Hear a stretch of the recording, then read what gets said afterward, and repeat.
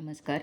नवम स्थानातील केतू जर शुभ असेल तर अशा व्यक्तीला स्वपराक्रमाने उदयास आणतो. अशा व्यक्तीची कीर्ती दीर्घकालापर्यंत स्मरणात राहते.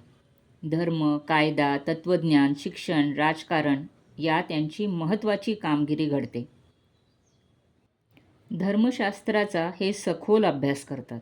पण हाच जर केतू अशुभ असेल तर परिवर्तन सुद्धा घडवते.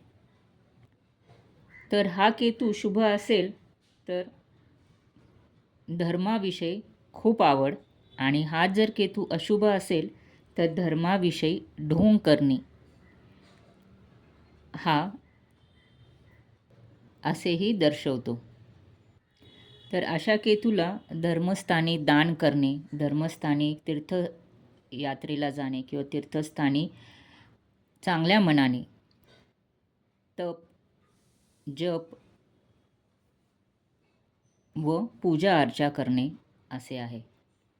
शिव उपासना व हनुमान उपासना करणे ह्यांना खूप फलदायी आहे.